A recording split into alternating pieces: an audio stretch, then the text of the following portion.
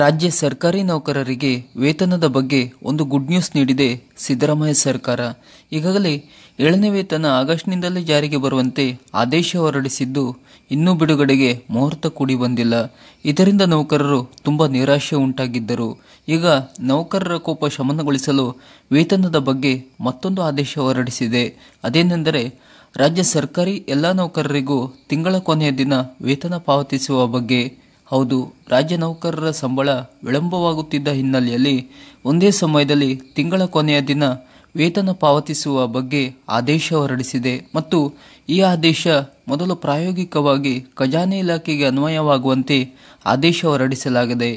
ಆದೇಶದ ಪ್ರತಿ ಹೀಗಿದ್ದು, ಅದರಲ್ಲಿ ಉಲ್ಲೇಖಿಸಿರುವಂತೆ ನಿಯಂತ್ರಣಾಧಿಕಾರಿಗಳ ಹಂತದಲ್ಲಿ ಅಧಿಕಾರಿ ಸಿಬ್ಬಂದಿಗಳ ವೇತನ ಹಾಗೂ ವೇತನ ಸಂಬಂಧಿಸಿದ ಕ್ಲೇಮ್ಗಳನ್ನು ಸೆಳೆದು ವಿತರಿಸುವ ಕುರಿತು ಪ್ರಸ್ತಾವನೆ ಕರ್ನಾಟಕ ಆರ್ಥಿಕ ಸಂಹಿತೆ ಅನುಚ್ಛೇದ 80ರಲ್ಲಿನ ಸೂಚನೆಗಳಂತೆ ಮಾರ್ಚ್ ತಿಂಗಳನ್ನು ಹೊರತುಪಡಿಸಿ ಉಳಿದ ತಿಂಗಳುಗಳ ಸರ್ಕಾರಿ ನೌಕರರ ವೇತನ ಮತ್ತು ಭತ್ಯೆಗಳನ್ನು ಆಯಾ ತಿಂಗಳ ಕೊನೆಯ ಕೆಲಸದ ದಿನಾಂಕದಂದು ಮಾರ್ಚ್ ತಿಂಗಳ ವೇತನ ಮತ್ತು ಭತ್ಯೆಗಳನ್ನು ಮುಂದಿನ ಏಪ್ರಿಲ್ ತಿಂಗಳಿನಲ್ಲಿ ಕೆಲಸದಲ್ಲಿ ದಿನಾಂಕದಂದು ವಿತರಿಸಬೇಕಾಗುತ್ತದೆ.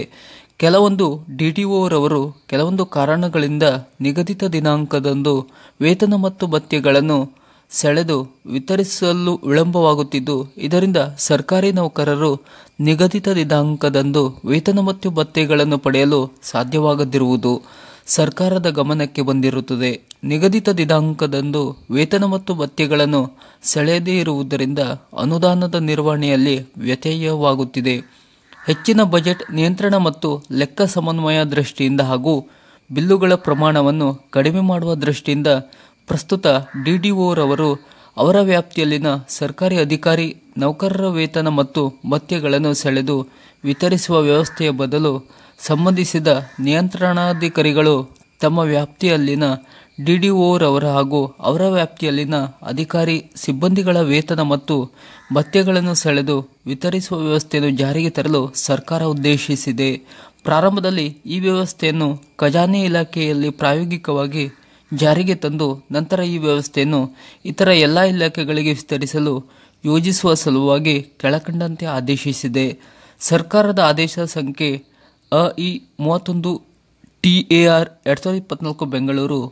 ಸರ್ಕಾರಿ ಅಧಿಕಾರಿ ನೌಕರರ ವೇತನ ಮತ್ತು ಭತ್ಯೆಗಳನ್ನು ಡಿಡಿಒರವರು ಸೆಳೆದು ವಿತರಿಸುವ ವ್ಯವಸ್ಥೆಯ ಬದಲು ಸಂಬಂಧಿಸಿದ ನಿಯಂತ್ರಣಾಧಿಕಾರಿಗಳು ತಮ್ಮ ವ್ಯಾಪ್ತಿಯಲ್ಲಿನ ಡಿಡಿಒರವರ ಹಾಗೂ ಅವರ ವ್ಯಾಪ್ತಿಯಲ್ಲಿನ ಅಧಿಕಾರಿ ಸಿಬ್ಬಂದಿಗಳ ವೇತನ ಮತ್ತು ಭತ್ಯೆಗಳನ್ನು ಸಂಚಿತವಾಗಿ ಸೆಳೆದು ವಿತರಿಸುವ ವ್ಯವಸ್ಥೆಯನ್ನು ಖಜಾನೆ ಇಲಾಖೆಯಲ್ಲಿ ಸೆಪ್ಟೆಂಬರ್ ತಿಂಗಳ ವೇತನದಿಂದ ಪ್ರಾಯೋಗಿಕವಾಗಿ ಜಾರಿಗೆ ತರಲು ಸರ್ಕಾರವು ಆದೇಶಿಸಿದೆ.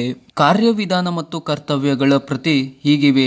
ಡಿಡಿಒರವರು ಪ್ರತಿ ತಿಂಗಳು ತಮ್ಮ ಕಚೇರಿ ವ್ಯಾಪ್ತಿಯ ಎಲ್ಲ ಅಧಿಕಾರಿ ನೌಕರರ ವೇತನ ಭತ್ಯೆಗಳನ್ನು ಕ್ಲೈಮ್ಗಳನ್ನು HRMSನಲ್ಲಿ ಅಪ್ಡೇಟ್ ಮಾಡುವುದು.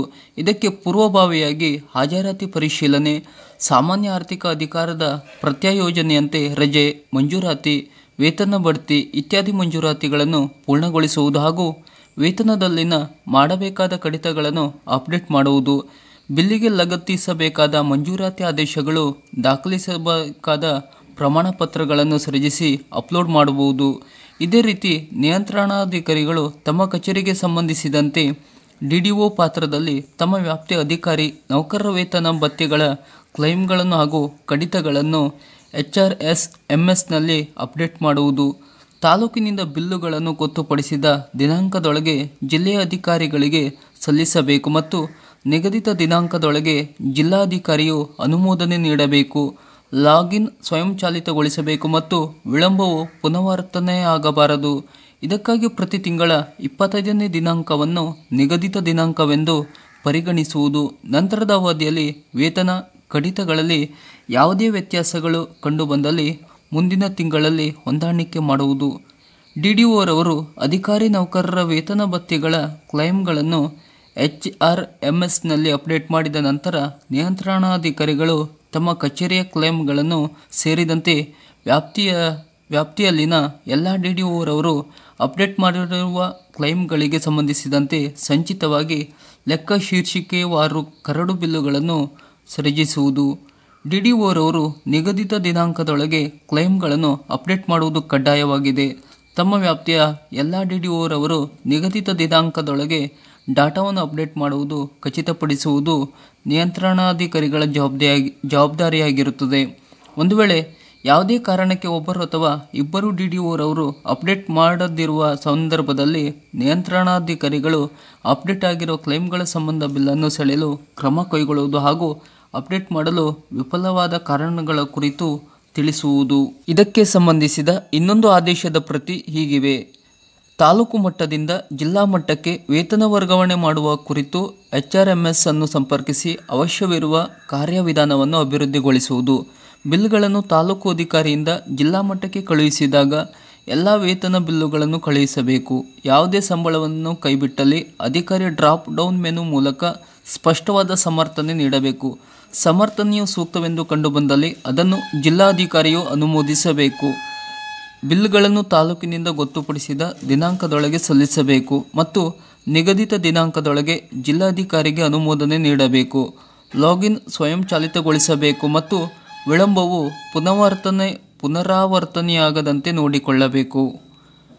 ನೌಕರರಿಗೆ ಒಂದೇ ಬಾರಿಗೆ ಮತ್ತು ಸಮಯಕ್ಕೆ ಸರಿಯಾಗಿ ಸಂಬಳ ಪಾವತಿಸಿರುವ ಬಗ್ಗೆ ಖಚಿತಪಡಿಸಿಕೊಳ್ಳಲು ಇತರ ಯಾವುದೇ ಕಾರ್ಯವಿಧಾನಗಳನ್ನು ಅನುಸರಿಸಲು ತಿಳಿಸಿದೆ. ಇಲ್ಲಿ ತಿಳಿಸಲಾಗಿರುವ ಎಲ್ಲ ಮಾಹಿತಿಯ ಆದೇಶದ ಪ್ರತಿ ಸ್ಕ್ರೀನ್ ಮೇಲೆ ನೀಡಲಾಗಿದ್ದು ತಾವು ಕೂಡ ಓದಿಕೊಳ್ಳಬಹುದು. ಸರ್ಕಾರದ ಈ ಥರದ ಇನ್ನಷ್ಟು ಮಾಹಿತಿಗಳಿಗಾಗಿ ನಮ್ಮ ಚಾನಲನ್ನು ಸಬ್ಸ್ಕ್ರೈಬ್ ಮಾಡಿ. ನಮಸ್ಕಾರ.